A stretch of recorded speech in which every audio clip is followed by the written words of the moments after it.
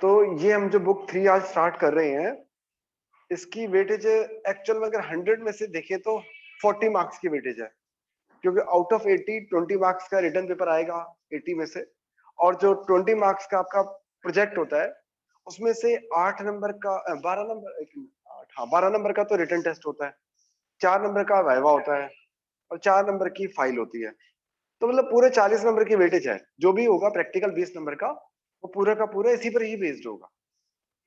तो इस बुक को, और लेकिन अच्छी बात यह है कि बुक बहुत इजी है, क्योंकि हमने जो 11th में पढ़ा, जो मेनली हमने 11th में फाइनेंशियल स्टेटमेंट में पढ़ा, वो सारा इसी उसी पर बेस्ड है, क्योंकि बुक का नाम ही यही है, एनालिसिस ऑफ फाइनेंशियल स्टेटमेंट। जो क्लास 11th में हमने फाइनल अकाउंट बनाना सीखा था, उसी को एनालाइज कर रहे हैं अब हम।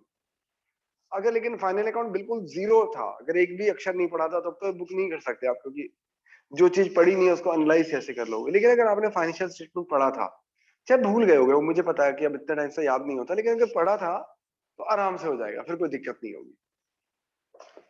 तो ऐसा है। वैसे तो इस चैप्टर में हमारा कुछ, इस बुक में कुछ डिलीट भी हुआ है। तो जैसे कि चैप्टर नंबर जो 3 है वो डिलीट हो गया, चैप्टर नंबर 2 थ्योरी है, और चैप्टर नंबर 1 मैं बीच में करने के लिए दूंगा, वो अपने आप से आराम से हो जाएगा। मैं इस चैप्टर में जो मुझे पढ़ाना है वो मेनली 2 चीजें पढ़ानी है। एक तो पढ़ाना है चैप्टर नंबर 4 अकाउंटिंग रेशियो, और दूसरा पढ़ाना है chapter number 5 cash flow statement. मतलब मेरे पढ़ाने के एक तरीके से 2 चैप्टर हैं, बाकी या तो थ्योरी है या फिर फॉर्मेट भी, इससे कुछ भी नहीं है। वो कराऊंगा मैं बाकी भी सब कुछ, पर पहले मैं चैलेंजिंग पार्ट लेता हूँ जो इसमें मेरा रोल है, यानी कि अकाउंटिंग रेशियो और कैश फ्लो। आज हम स्टार्ट करते हैं फिर अकाउंटिंग रेशियो।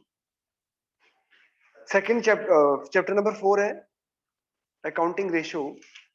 इसमें सबसे पहली बात आती है कि अकाउंटिंग रेशियो में हम कुछ रेशियो निकालते हैं, पर बात आती है क्यों निकालते हैं, क्या यूज है इसका।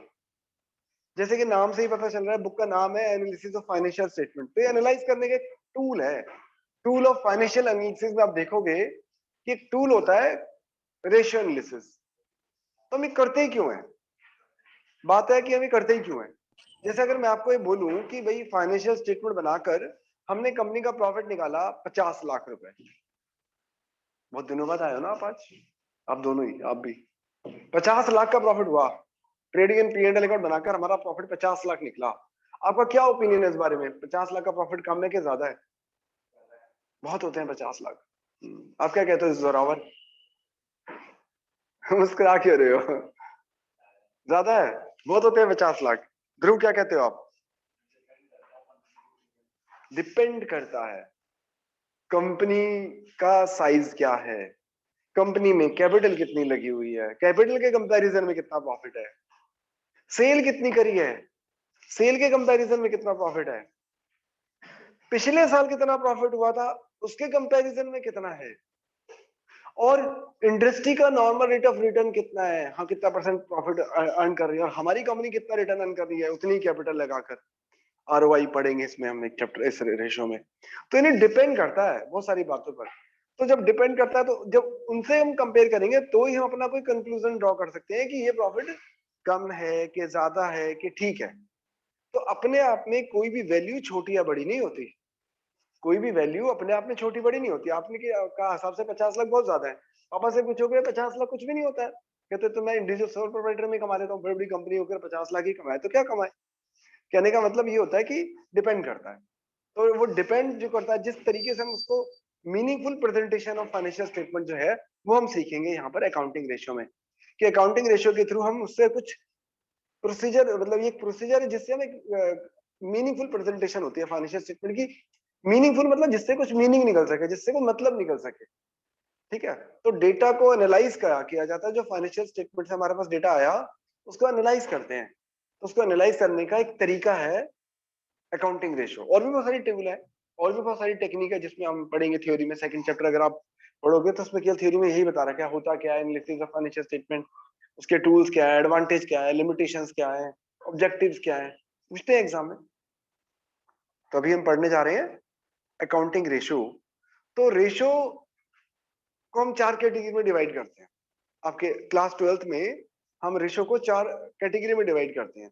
हर कैटेगरी में कुछ रेशियो है, किसी में 2, किसी में 4, किसी में 6। तो आज जो सबसे पहला, लेकिन एक बात ध्यान रखना, आप लोगों को सारे फॉर्मूले एक जगह रखने हैं। आपको चाहिए कि आप सारे फॉर्मूले एक जगह रखो, तो उसके लिए आपको कम से कम 5-6 पेज छोड़ने हैं। उसके बाद न्यूमेरिकल क्वेश्चन करने हैं स्टार्ट। तो जो मैं फॉर्मूले लिखाऊंगा वो उन्हीं में लिखने हैं आपको, जो 5-6 पेज आप छोड़ोगे आज। तो पहले पेज पे तो लिखो, पहले पेज के बाद 5 पेज छोड़ देना, क्वेश्चन बाद में स्टार्ट करना, 5 पेज के बाद क्वेश्चन स्टार्ट करना, ताकि आप कभी भी रिवीजन करो तो आपको फॉर्मूले अगर चाहिए हो तो आप सीधा ये 4-5 पेज निकालोगे, एक बार झलक मारोगे, सब ज्यादा वापिस आ जाएगी। क्योंकि मैं कोशिश करूंगा इसमें मैं छोटी से छोटी चीज भी लिखवा दूं, ताकि आपको बाद में दिक्कत ना हो और क्वेश्चन करते वक्त भी दिक्कत ना हो। और ये पूरा चैप्टर जो है वो पूरा कैलकुलेशन बेस है। बस फॉर्मूला बताओ, 2-4 क्वेश्चन समझाओ। जिनके पास मैथ है वो तो ऐसे कर लेते हैं, मतलब अच्छा ऐसे, और जिनके पास मैथ नहीं है उनको थोड़ा सा स्ट्रगल करना पड़ता है, थोड़ा सा, वो सभी से ही जाता है। तो पहले ही हेडिंग है, डालो लिक्विडिटी रेशियो। लिक्विड से सुना होगा ना, लिक्विड से बना है लिक्विडिटी। हेडिंग डालो, लिखो। अच्छा लिख लिया। लिक्विड दोबारा लिख लो, याद लिखने, मैंने बोला ना जितनी बार क्वेश्चन करते हैं उतनी बार लिखो फॉर्मूला, ताकि तुम्हें याद हो जाए। तो एक बार फिर लिख लो, दिमाग में सेट हो जाएगा। नहीं तो बताओ लिक्विडिटी रेशियो में पहला रेशियो कौन सा है? चुप कर, चुप कर, लिख। हाँ जी बोलो लक्षान्या। सर आप ये जो लिखवाओगे आप इसके नोट्स भेज सकते हो ग्रुप पे? मैं कैसे भेजूंगा? लिख तो बच्चे रहे, कोई बच्चा ही भेजेगा। क्यों, आप क्यों नहीं लिख रहे? सर मैं लिख नहीं सकती अभी। ओ माय गॉड, ऐसा क्या हो गया? क्या हो गया? सब ठीक ठाक है? Yes sir. चलो अच्छा, बाद में बात करेंगे। मैं भिजवा दूंगा, ठीक है। पर मुझे एक बार रिमाइंडर भेज देना, व्हाट्सएप कर देना, ताकि मुझे याद रहे। मैं किसी बच्चे से बोल के अभी भिजवा दूंगा। तो पहला रेशियो है लिक्विडिटी रेशियो। ये हेडिंग है, टाइप है, जैसे मैंने बताया ना 4 कैटेगरी में डिवाइड करते हैं रेशियो को, तो पहला कैटेगरी है लिक्विडिटी रेशियो।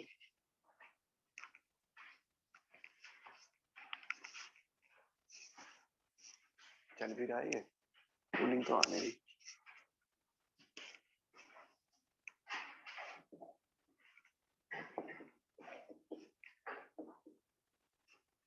तो लिक्विडिटी रेशियो हमें बताता है शॉर्ट टर्म सॉल्वेंसी।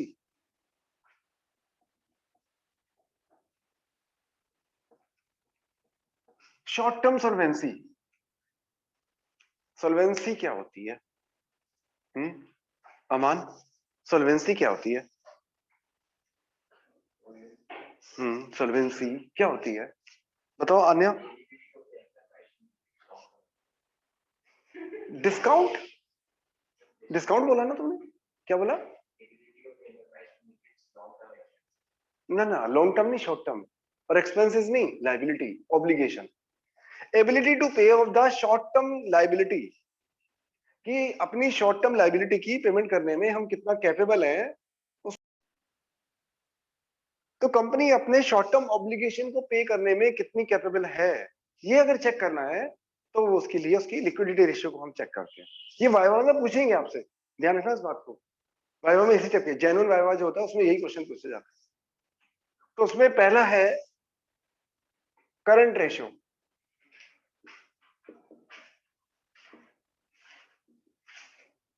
जिसका दूसरा नाम है वर्किंग कैपिटल रेशियो। लिख लो लिख लो, आलस मत करो, दोबारा लिख लो, कहीं फॉर्मूले याद हो जाएंगे, रट जाएंगे। वर्किंग कैपिटल रेशियो,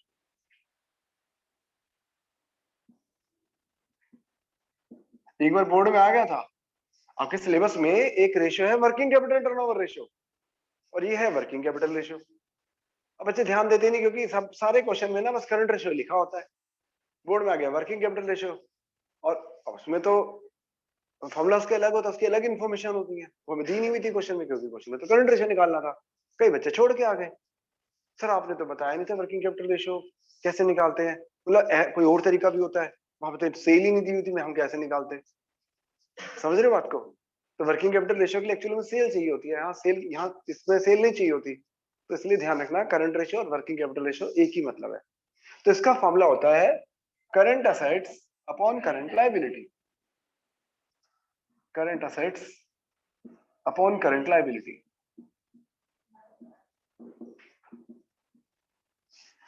ये हमने क्लास 11th में भी पढ़ा था कि करंट असेट्स वो असेट्स हैं जो विद इन ईयर कैश में कन्वर्ट हो जाती हैं, करंट लायबिलिटी वो लायबिलिटी है जो विद इन ईयर कैश में जिसके में पेमेंट करनी होती है।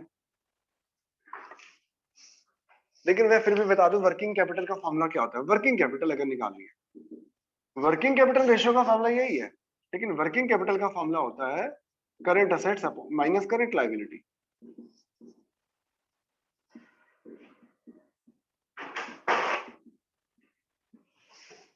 करंट असेट्स में से करंट लायबिलिटी माइनस कर दो तो उसे वर्किंग कैपिटल बोलते हैं। शायद बिजनेस स्टडी में भी है, फाइनेंशियल मैनेजमेंट पढ़ा होगा आपने उसमें, है ना? अच्छा अभी पढ़ा ही नहीं। अच्छा अच्छा, current assets minus current liability. तो चलो बात आती है कि करंट असेट्स में क्या क्या आता है। वैसे अगर मैं इस बुक की फर्स्ट चैप्टर पढ़ा देता तो ये दिक्कत नहीं आती, मुझे बोलना नहीं पड़ता, पर क्योंकि मैंने फर्स्ट चैप्टर अभी नहीं पढ़ा तो मुझे बताना पड़ेगा कि करंट असेट्स कौन कौन सी होती है।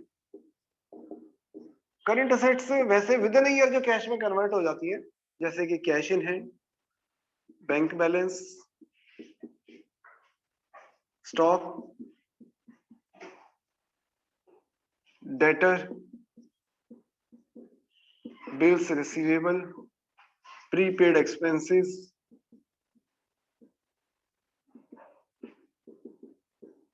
एक्रूड इनकम,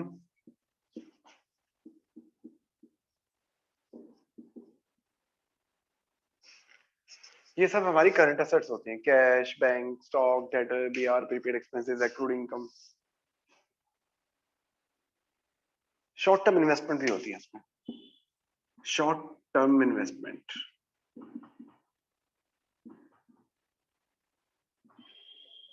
ब्रैकेट में लिखना चाहो तो लिख देना ट्रेड इन्वेस्टमेंट,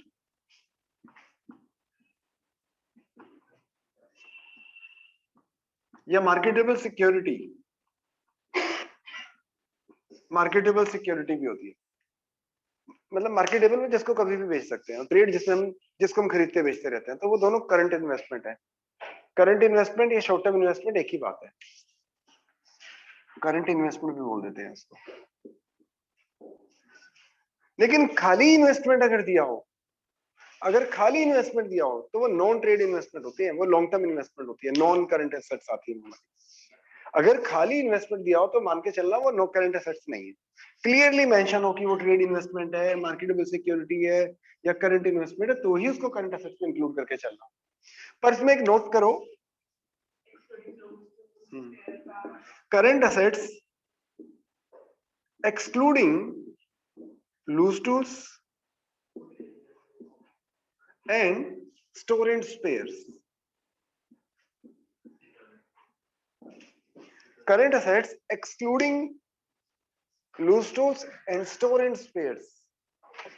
यानी एक्चुअल में कंपनी जब बैलेंस शीट बनाती है तो स्टोर एंड स्पेयर्स और लूज टूल्स को करंट असेट्स में ही शो किया जाता है, but analytical point of view से उसको हम नॉन करंट असेट्स लेके चलते हैं। नोट में current assets excluding loose tools and store and spares, कि आपको करंट असेट्स में अगर स्टोर एंड स्पेयर्स या लूज टूल्स डाल रखे हैं तो उसको हटा देना, वो करंट असेट्स में मत लेके चलना।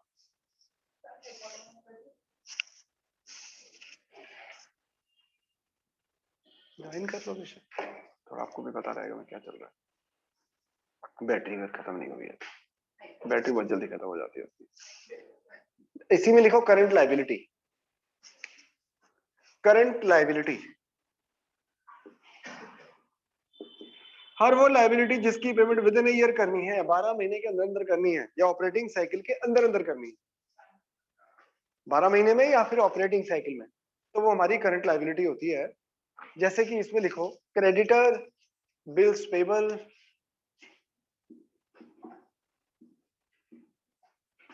Outstanding expenses, unearned income,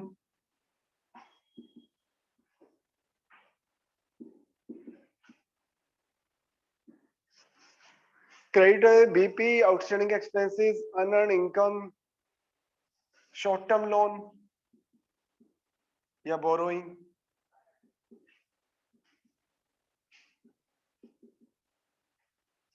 short term loan या short term borrowing,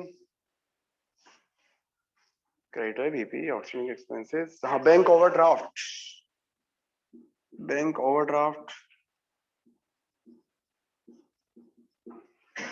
कोई बात नहीं, एक आध कुछ होगा तो सामने आ ही जाएगा, ऐसा कुछ नहीं। देख लिया इसका आइडियल रेशियो, 2:1 होता है। इसका जो आइडियल रेशियो होता है वो 2:1 होता है। यानी कि करंट असेट्स करंट लायबिलिटी के कंपैरिजन में एटलीस्ट 2 टाइम्स होनी चाहिए। करंट असेट्स करंट लायबिलिटी के कंपैरिजन में एटलीस्ट 2 टाइम्स होनी चाहिए, तब हम मान के चलेंगे कि कंपनी की short term financial position satisfactory है, सब कुछ ठीक ठाक है। ठीक है। अच्छा, इस चीज में कौन इंटरेस्टेड होगा करंट रेशियो में कि कंपनी की शॉर्ट टर्म फाइनेंशियल पोजीशन कैसी है? कौन इंटरेस्टेड होगा? किन लोगों का इंटरेस्ट होगा इस रेशियो में? आखिर कर रहे हैं तो किसी के लिए तो कर रहे हैं, अकाउंटेंट अपने लिए थोड़ा कर रहा है, उसको क्या, उसको तो सैलरी मिल रही है, वो ही मेहनत कर रहा है, इतना क्यों कर रहा है? किसको दिखाना है उसको? कौन देखना चाहता है इसको? शेयर होल्डर का करंट रेशियो से कोई लेना देना नहीं होता जनरली। उनको क्या फर्क पड़ता है? उनको चाहिए अपना dividend, safety of fund, company की ग्रोथ, वो कंपनी की प्रॉफिटेबिलिटी चेक करेंगे, लॉन्ग टर्म सॉल्वेंसी चेक करेंगे, एफिशिएंसी चेक करेंगे, मैनेजमेंट की। इससे कोई मतलब नहीं है, ये तो डे टू डे की बात है। ये मेनली इफेक्ट पड़ता है ये क्रेडिटर के लिए। क्रेडिटर जिनसे हम गुड्स परचेज कर रहे हैं, जिन लोगों से हम सर्विस अवेल कर रहे हैं, या बैंक से ओडी बनवा रहे हैं, ओवरड्राफ्ट करवा रहे हैं, उन लोगों को फर्क पड़ता है। अगर कोई मुझसे गुड्स खरीदने आएगा तो वो कहता है मैं 2 महीने बाद दे दूंगा, तो मैं देखूंगा ना, चेक करूंगा ना 2 महीने बाद देने की उसकी हैसियत भी है कि नहीं है। पता चले 2 महीने का कह के 1 साल के लिए भाग गया, पता मैं ढूंढ रहा हूँ भैया पैसे, वो हाथ खड़े करके खड़ा हो गया, पैसे नहीं है, पैसे नहीं है। तो उसके लिए हमें उसका करंट रेशियो चेक करेंगे, कंपनी का क्विक रेशियो चेक करेंगे, यानी कि लिक्विडिटी रेशियो चेक करेंगे, और देख लेंगे कि कंपनी की शॉर्ट टर्म फाइनेंशियल पोजीशन कैसी है, इससे पहले कि हम उसको माल बेचे। ठीक है। तो इसी, और या फिर मैनेजमेंट के लिए होता है। मैनेजमेंट को तो हर रेशियो से मतलब होता है। मैनेजमेंट को पता चल जाता है टाइमली कि कंपनी की फाइनेंशियल पोजीशन कैसी चल रही है। करंट रेशियो अगर 2:1 से डाउन हो गया है तो गड़बड़ है। कहीं ना कैसे कैश का मैनेज करो भैया, करंट असेट जनरेट करो, नहीं तो गड़बड़ हो जाएगी, पेमेंट नहीं हो पाएगी, कल को कंपनी की रेपो डाउन हो जाएगी। अगला रेशियो है quick ratio, QUICK, quick ratio. Sir ये वाला रेशियो अगर 2:1 की वजह से 10:1 है तो अच्छी बात है या फिर गलत है? वो भी गलत है। कोई भी चीज की अति होना भी अच्छी नहीं होता ना। तो अगर करंट रेशियो एक लिमिट से ज्यादा है तो इसका मतलब हमारा बहुत ज्यादा पैसा करंट असेट्स में ब्लॉक हो गया है, जो कि अच्छी बात नहीं है।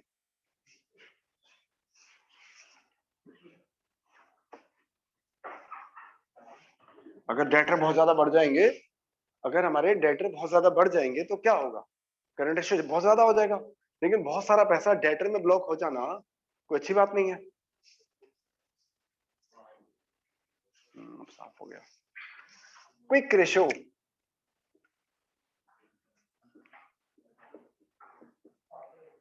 Acid test ratio.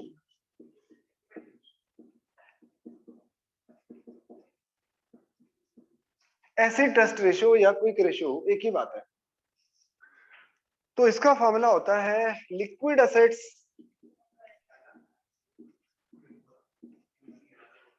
अगर बातों में ध्यान करोगे तो कुछ नहीं समझ आएगा। क्या नाम है इन दोनों का, हीरो का? अरे देख लो भाई, बोर्ड पे देख। Liquid assets upon current liability.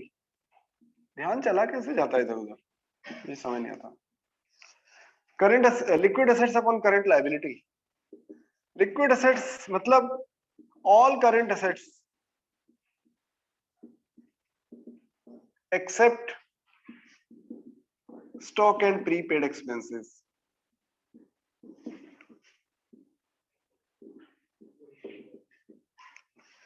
Current assets, सारी करंट एसेट्स जो हैं वो लिक्विड एसेट्स में इंक्लूड होती हैं, except stock and prepaid expenses. Acid, हाँ पता नहीं यार, गलत लिख दिया क्या मैंने? हम्म, हाँ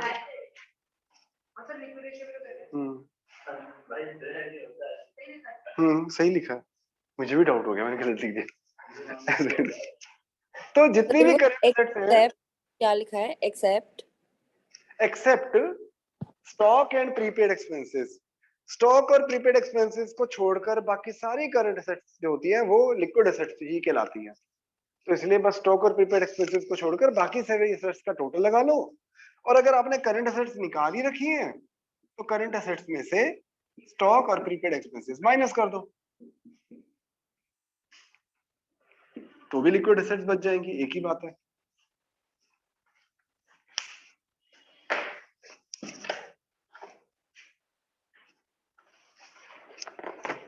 लिख लिया। इसका आइडियल रेशियो होता है 1:1, 1:1 कि दोनों कम से कम इक्वल तो हो। करंट लिक्विड एसेट्स, जितना पैसा आना है और जितना जाना हो आप बराबर है तो ठीक है। एक साल के अंदर अंदर जितना पैसा जाना है, अगर वो 2-3 महीने में आने की हमारे को उम्मीद है, ये कल लिक्विड एसेट्स ना 2-3 महीने में कैश में कन्वर्ट हो जाती है, वो एसेट्स होती है। तो 2-3 महीने में इतना पैसा आएगा जितना कि टोटल मिलाकर एक साल में जाना है, तो हम सेफ है, कोई दिक्कत नहीं है। अब या तो मैं सजेस्ट करूंगा रजिस्टर के पहले पेज पे एक बैलेंस शीट बनाओ, छोटी सी, बहुत छोटी सी बैलेंस शीट, लेकिन वो पूरे इस चैप्टर में काम आएगी, मतलब इस रेशो के लिए नहीं, पूरी चैप्टर में काम आएगी और बार बार काम आएगी। तो मैं ये सजेस्ट करूंगा कि रजिस्टर के पहले पेज पे, क्योंकि कभी भी अटकोगे मैं कहूंगा रजिस्टर का पहला पेज निकालो, उन्हें कहाँ ढूंढते रहोगे कौन से पेज पे कहाँ किया था। तो लिखो रजिस्टर के पहले पेज पे लिखो, एक छोटी सी बैलेंस शीट बनानी है।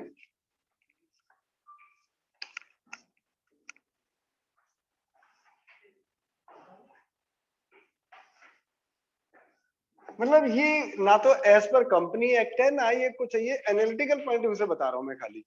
ऐसा नहीं कि कंपनी की बैलेंस शीट ऐसे बनती है, कुछ समझाने के लिए। जैसे कि असेट्स को हम दो कैटेगरी में डिवाइड करते हैं, नॉन करेंट असेट्स और दूसरा करंट असेट्स। यानी कि कोई भी असेट्स या तो करंट असेट्स होती है या नॉन करंट असेट्स होती है। एक साल में कैश में कन्वर्ट होने की उम्मीद है तो भैया वो करंट है, नहीं है तो भैया वो नॉन करंट असेट्स है।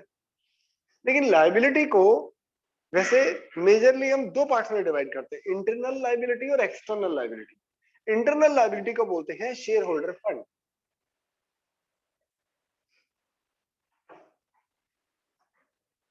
जिसे इस चैप्टर में इक्विटी भी बोल देते हैं, इक्विटी।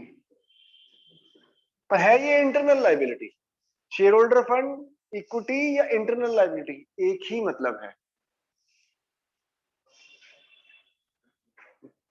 नेटवर्थ भी बोल देते हैं इसको, नेटवर्थ। पर इतना कॉम्प्लिकेटेड आता नहीं है, 12th में इतना परेशान नहीं करते बच्चों को। तो शेयर होल्डर फंड में वैसे दो चीजें होती हैं, कैपिटल एंड रिजर्व। पर अभी मैं उसकी तरफ नहीं जाता, अभी मैं बस इतना बताता हूँ कि एक तो होगी शेयर होल्डर फंड, दूसरी होती है नॉन करेंट लायबिलिटी।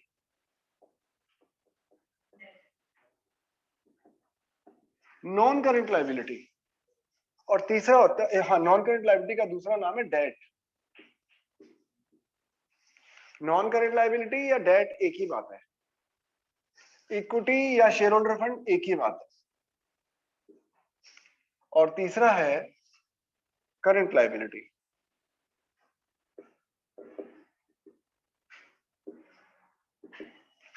इन दोनों को क्या बोलते हैं? अभी बताया था मैंने थोड़ी देर पहले कि लायबिलिटी को मेजरली हम दो पार्ट में डिवाइड करते हैं, इंटरनल लायबिलिटी और ये दोनों क्या है, एक्सटर्नल लायबिलिटी। पर ठीक है, कोई बात नहीं।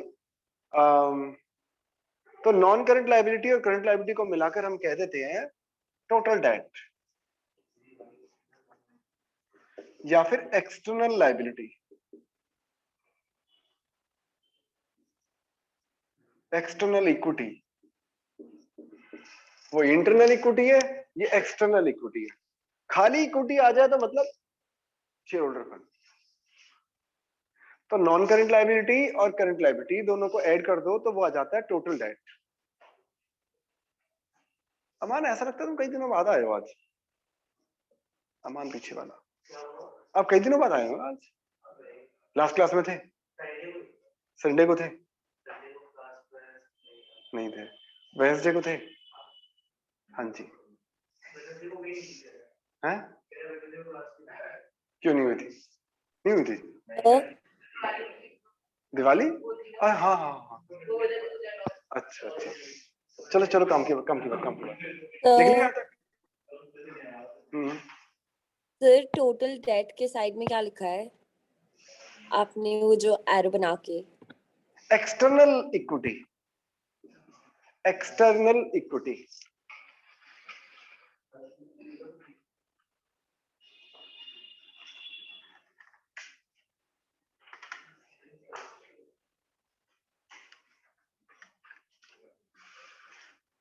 वैसे तो मेरी राइटिंग कुछ ऐसी है, लेकिन हाँ आप शायद पास आ गया तो ज्यादा अच्छे से दिख जाएगा आपको। अच्छा तो सर दोनों में से कौन सी साइड बड़ी होगी असेट्स और लायबिलिटी में से? कोई कुछ कह रहा था मेरे ख्याल। हाँ बोलो बोलो, क्या कह रहे थे आप? तो दोनों साइड इक्वल होंगी, टोटल एसेट्स यानी कि टोटल लायबिलिटी को तो बराबर होंगी। लेकिन मैंने अभी आपको बताया कि नॉन करंट लायबिलिटी और करंट लायबिलिटी दोनों को ऐड कर दो तो क्या कहलाता है, वो टोटल डेट। ऐसे ही शेयर होल्डर फंड और नॉन करंट लायबिलिटी को ऐड कर दो, वो कहलाता है कैपिटल एम्प्लॉयड। इस चैप्टर में एनालिटिकल पॉइंट ऑफ व्यू से हम उसको बोलते हैं कैपिटल एम्प्लॉयड। तो कैपिटल एम्प्लॉयड का फॉर्मूला बन गया। अब मैं कहाँ लिखूं, यहाँ लिख दूं, दिख जाएगा? हाँ दिख तो रही है। तो कैपिटल एम्प्लॉयड का फॉर्मूला हुआ, लिख लो इसको अलग से लिखो, इक्विटी प्लस डेट।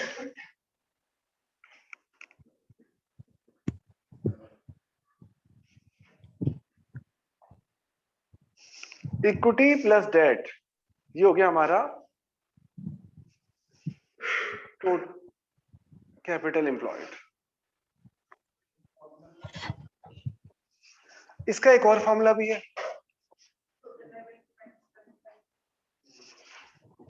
अगर मैं टोटल लायबिलिटी में से,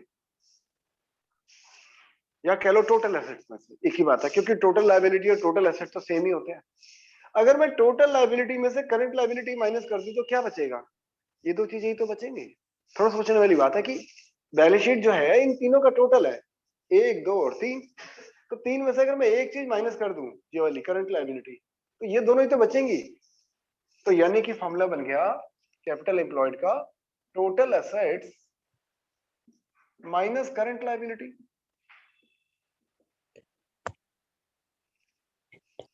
total assets minus current liability.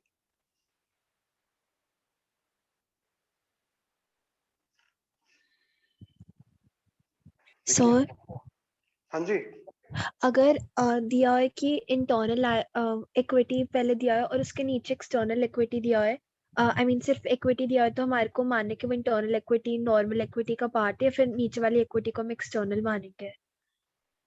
पता नहीं, ऐसा तो नहीं है। इक्विटी तो शेयर होल्डर फंड को ही बोलते हैं। हाँ तो अगर इंटरनल इक्विटी या इक्विटी एक ही बात है। इंटरनल इक्विटी या इक्विटी एक ही बात है। अच्छा, ओके इसका एक फॉर्मूला और बनेगा। टोटल असेट्स का मतलब होता है current assets plus current assets plus non current assets. तो वो भी लिखो, non current assets plus current assets minus current liability. Non current asset, ये सारे फॉर्मूले कहीं ना कहीं काम आएंगे, कभी कैसे घुमा फिरा के निकालने होंगे आंसर। तो डिपेंड करता है क्या दिया होता है, पता होनी चाहिए सारी बात। ऐसे भी हो सकता है, ऐसे भी हो सकता है। तो non current assets plus current assets minus current liability. अच्छा, current assets minus current liability मैंने थोड़ी देर पहले बताया था, उसका क्या मतलब होता है? Working capital. तो यानी एक और फॉर्मूला बन गया, non current assets plus working capital. क्योंकि करंट असेट्स में से करंट लायबिलिटी माइनस कर दो तो वर्किंग कैपिटल आ जाती है। तो ऐसे भी कर सकते हैं इसको।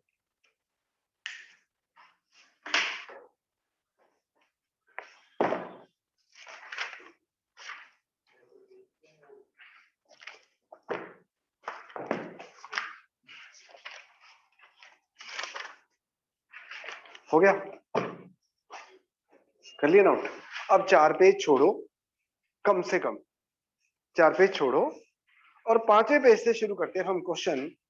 Illustration number 1, page number 4.7। करना आपने है, पर क्योंकि हाइब्रिड मोड में चल रही है तो मेरे को बोर्ड पे करना ही पड़ेगा, वरना मजा नहीं आता। पर एक्चुअल में आपको करना है। इलस्ट्रेशन नंबर 1 करो स्टार्ट खुद से, नहीं समझ आएगा तो बोर्ड पे देख लेना।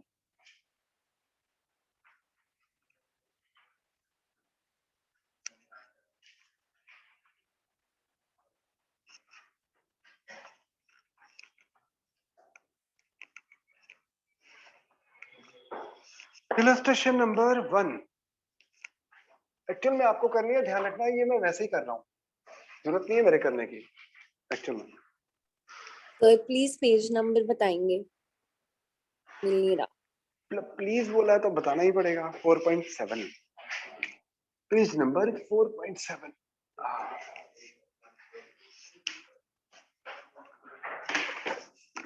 कर लो, स्टार्ट कर दो, मेरी तरफ क्या देख रहे हो? ये मैं ऑनलाइन वाले बच्चों के लिए कर रहा हूँ, आपके लिए नहीं कर रहा हूँ। From the following information compute current ratio, debtor, prepaid expenses, cash and equivalent, short term investment, machinery, DP, creditor, debenture, inventory. अच्छा, इन्वेंट्री या स्टॉक एक ही बात होती है, ध्यान रखना। एक्सपेंसेस पेबल या आउटस्टैंडिंग एक्सपेंसेस एक ही बात होती है। निकालना है हमें करंट रेशियो, लेकिन हम क्विक रेशियो में निकालेंगे, दोनों निकाल देते हैं, हमें तो बहुत नॉलेज है। तो करंट रेशियो का फॉर्मूला होता है current assets upon current liability. चाहे शॉर्टकट में लिखो अभी के लिए, लेकिन जितनी बार क्वेश्चन करो उतनी बार फॉर्मूला लिखो, ताकि आपको फॉर्मूले याद हो जाएं, तभी याद होंगे, वरना याद भी नहीं होंगे, ध्यान रखना। तो करंट असेट्स में क्या क्या आएगा यहाँ पर?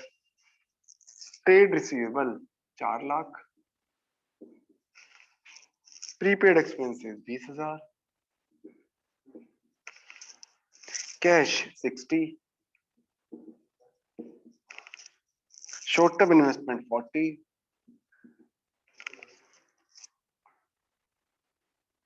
और एक स्टॉक 80। तो ये हो गया 40, 4, 4, 80, 5, 20, 6 लाख। ये तो होगी current assets. Current liability BP,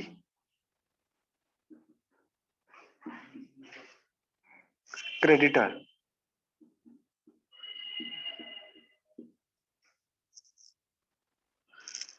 outstanding expenses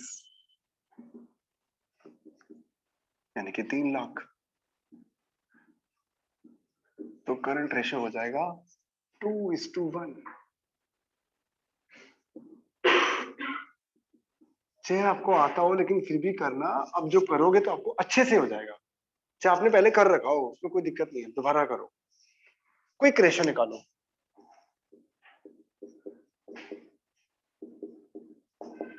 liquid assets upon current liability, और करना आपको ऐसी चीज जैसे मैं कर रहा हूं बोर्ड में भी, यानी पहले फॉर्मूला लिखना है आपको, वैल्यू पुट करनी है, प्लस माइनस जो भी है वो नीचे करना है, यहाँ सीधा वैल्यू पुट करनी है। और बच्चे वो और बड़ी गलती करते हैं, काट देते हैं ऐसे, देखो ऐसे काट देते हैं, 1, 2, नहीं करना ऐसा। बोर्ड में आपको ऐसा नहीं करना। काटने का मतलब आपने काट दिया, उसको चेक नहीं करेगा फिर टीचर कि आपने तो काट दिया इसको। आपको कटिंग करनी, कैलकुलेशन करनी, कहीं और करो। आपको बस ये दिखाना है 6 lakh divide by 3 lakh is equal to 2:1। बच्चे वहीं काट पीट, 4 से डिवाइड कर, 2 से डिवाइड कर, और खचड़ पिचड़ खचड़ पचड़। टीचर कहता है भैया मैं नहीं चेक कर रहा, मेरे को नहीं समझ आ रहा तूने क्या काटा है, क्या लिखा है, क्या पता तुमने काट रखा है, क्या पता तुमने लिख रखा है। तो भैया बोर्ड में आपको कटिंग करनी है अलग से करो, वर्किंग करनी है, कैलकुलेशन करनी है अलग से करो। तो लिक्विड एसेट्स में मैंने बताया था, बस प्रीपेड एक्सपेंसेस और स्टॉक को छोड़ दें तो हमारा करंट लिक्विड एसेट्स आ जाती है, यानी कि 4 और 1 5 लाख। और करंट लायबिलिटी तो वही की वही रहेंगी। ये पॉइंट्स में आ जाएगा, जो भी आ जाएगा आंसर। 3 एकम 3, 3 6 18, 1.667:1। ये हमारा आंसर आ गया। और कोशिश करो आंसर को हमेशा हाईलाइट करना चाहिए। आंसर जो भी आ रहा है उसको हाईलाइट करो।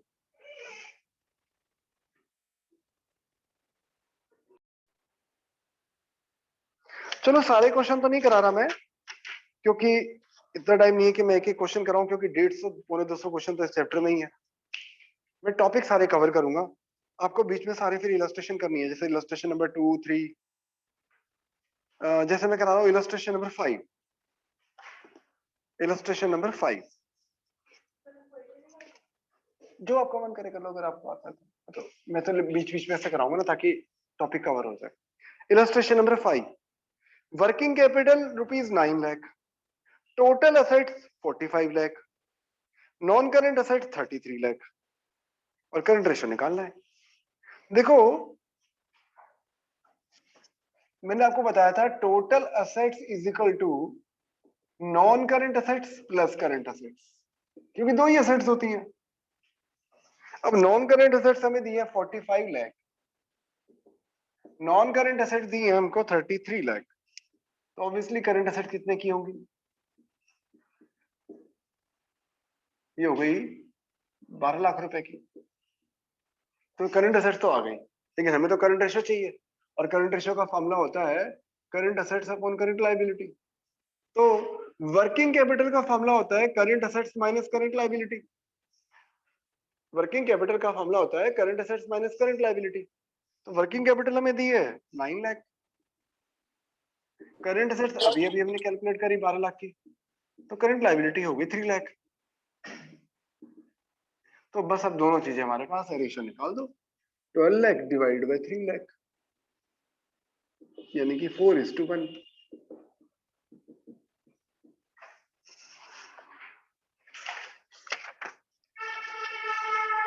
पूछना है कुछ? श्रेष्ठ नहीं, आपको समझ आ गया? ठीक। इसमें एक इंपॉर्टेंट क्वेश्चन है, इलस्ट्रेशन नंबर 8 और 13, ये दोनों इंपॉर्टेंट है। तो इलस्ट्रेशन नंबर 8 करा रहा हूं अब मैं। इलस्ट्रेशन नंबर 8,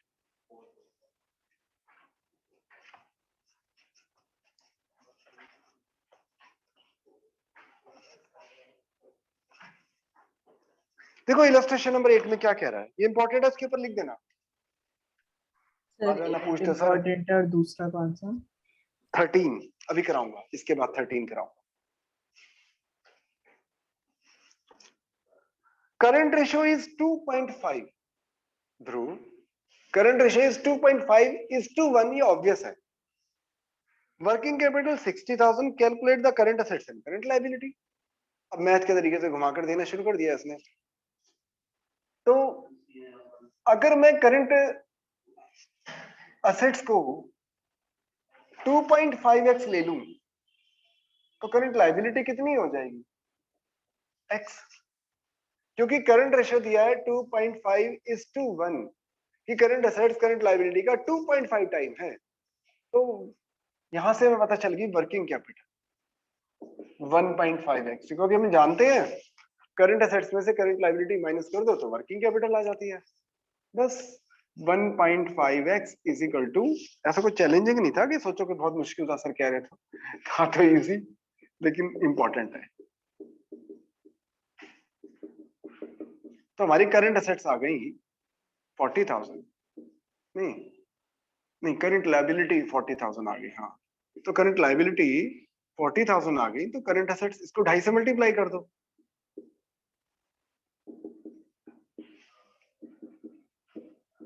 ये होगी 1 लाख रुपए की। तो बस यही पूछा था हमसे, करंट असेट्स कितनी होगी, करंट लायबिलिटी कितनी होगी।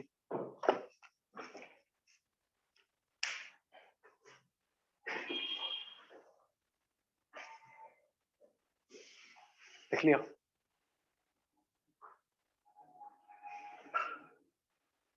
No expression.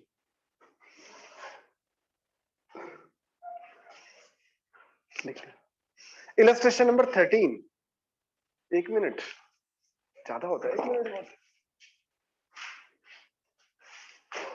हो गया। इलस्ट्रेशन नंबर 13,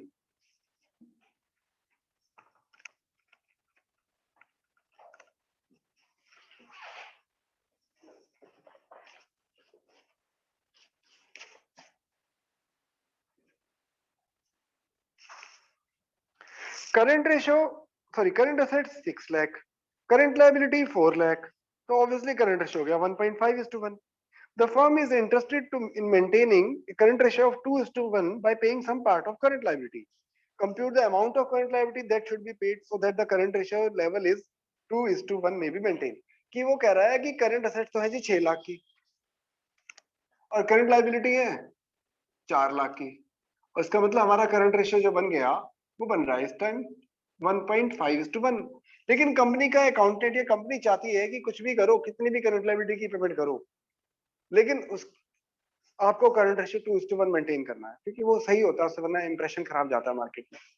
तो रिक्वायर्ड करंट रेशियो जो है वो है 2:1। अच्छा, एक बात सोचने वाली बात है। अच्छा, उसने हमसे पूछा है कि कितनी करंट लायबिलिटी की पेमेंट करें कि जिससे हमारा करंट रेशियो 2:1 हो जाए।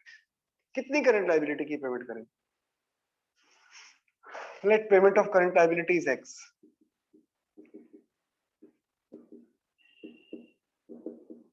पर सोचने वाली बात है कि करंट लायबिलिटी की पेमेंट करने से क्या करंट असेट्स पे कोई इफेक्ट पड़ता है? करंट लायबिलिटी की पेमेंट करने से करंट असेट्स पे कोई इफेक्ट पड़ता है? अच्छा, यहाँ ना है और वहां हाँ है। हाँ वाले से पूछता हूँ, ना ने तो मना ही कर देनी है पड़ता। हाँ? क्यों कम होगी करंट असेट्स? कौन सी, क्यों असेट्स कम होगी? कौन सी असेट्स कम होगी? मैं भी तो सुनूं। कैश। अब पेमेंट करोगे करंट लायबिलिटी की तो भैया कैश तो जाएगा। कैश जाएगा तो मतलब करंट असेट्स कम होगी। तो यानी ये एक्स अमाउंट करंट असेट्स में से भी माइनस हो जाएंगी और ऑब्वियसली करंट लायबिलिटी से में तो होंगी ही होंगी जब पेमेंट करोगे, और हमारा करंट रेशियो जो है वो 2:1 मेंटेन हो जाएगा। तो इसको इंग्लिश हमारे टाइम में बोलते थे हम आर पार गुणा। क्रॉस मल्टीप्लिकेशन करो और एक्स की वैल्यू निकाल लो। मुद्दे की बात। छोटा सा मैथ है ये। हम बोलते थे इसको आर पार गुणा। तो x इज इक्वल टू हो गया 2 लाख आई थिंक, नहीं 1 लाख। x की वैल्यू आ गई 1 लाख। कर ही लोगे तो छोटा सा मैथ है।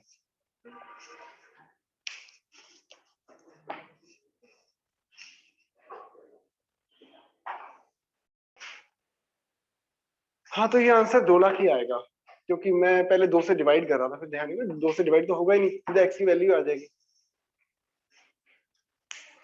चलो अगला टॉपिक है क्विक रेशो वाला, जो अभी चल ही रहा है हमारा। वैसे अभी हमने करंट रेशो की क्वेश्चन किए हैं। क्विक रेशो के क्वेश्चन वैसे तो शुरू तो आगे काफी सारे हैं, पर सारे नहीं करा रहा मैं, वही क्वेश्चन कराता हूँ जो इंपॉर्टेंट है मेरे हिसाब से। जैसे कि इलस्ट्रेशन नंबर 29, नहीं तो सेम ही है। हाँ, इलस्ट्रेशन नंबर 27 ये मोस्ट इंपॉर्टेंट है। इलस्ट्रेशन नंबर 27 ये मोस्ट इंपॉर्टेंट है।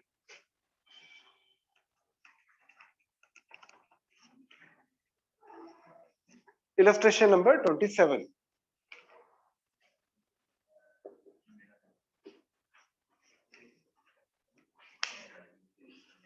current ratio is 4.5:1, quick ratio is 3:1। अच्छा, ऐसा हो सकता है क्या श्रेष्ठ कि क्विक रेशियो करंट रेशियो से ज्यादा हो सकता है क्या? सोचो। अच्छा, एक बताओ, करंट रेशियो और क्विक रेशियो में क्या डिफरेंस होता है श्रेष्ठ?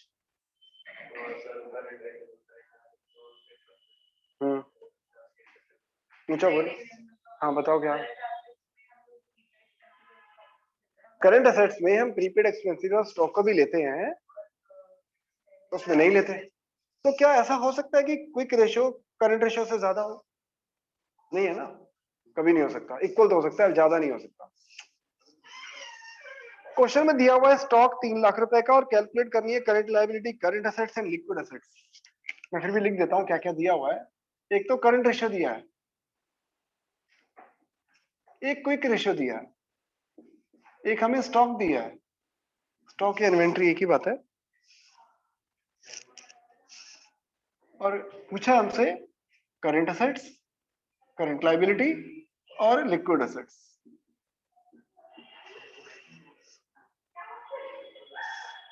तो अगर मैं करंट लायबिलिटी को एक्स मान लूं,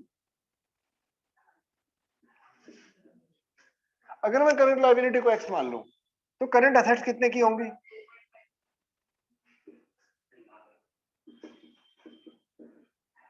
तो अगर करंट लायबिलिटी को मैं एक्स मान के चल रहा हूं, तो लिक्विड असेट कितने की होंगी?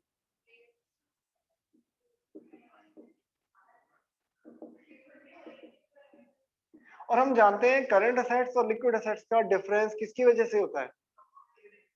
फिर से बोल रहा हूं मैं, करंट असेट्स और लिक्विड असेट्स का जो डिफरेंस होता है वो स्टॉक की वजह से होता है बाय डिफॉल्ट। प्रीपेड एक्सपेंसेस को हम इग्नोर कर देते हैं, हम मानते हैं प्रीपेड एक्सपेंसेस नहीं है, ठीक है, हाँ ये मान के चलते हैं। तो जो करंट असेट्स और लिक्विड असेट्स का जो डिफरेंस है वो स्टॉक की वजह से है। तो यहाँ पर हमें पता चल गया कि अगर करंट लायबिलिटी एक्स की होगी तो स्टॉक जो होगा वो होगा 1.5x। हाँ क्या, हाँ गिवन नहीं है तो मान के चलता नहीं है। तो ये रिलेशनशिप आ गई कि करंट लायबिलिटी अगर x है तो करंट एसेट्स इतनी, लिक्विड एसेट्स इतनी, स्टॉक इतना। अब हमारे पास स्टॉक दिया हुआ है हमें क्वेश्चन में, और बस यहाँ से आ जाएगा 1.5x is equal to 3 lakh, then x यानी current liability is equal to 2 lakh. तो हमारे पास एक चीज आ गई, करंट लायबिलिटी, जो कि हम उसने हमसे पूछी थी। अब पूछिए उसने हमसे करंट असेट्स, 4.5 से मल्टीप्लाई कर दो। फिर उसने पूछी है लिक्विड एसेट्स, 3 से मल्टीप्लाई कर दो। तो ये हमारे आंसर आ गए तीनों।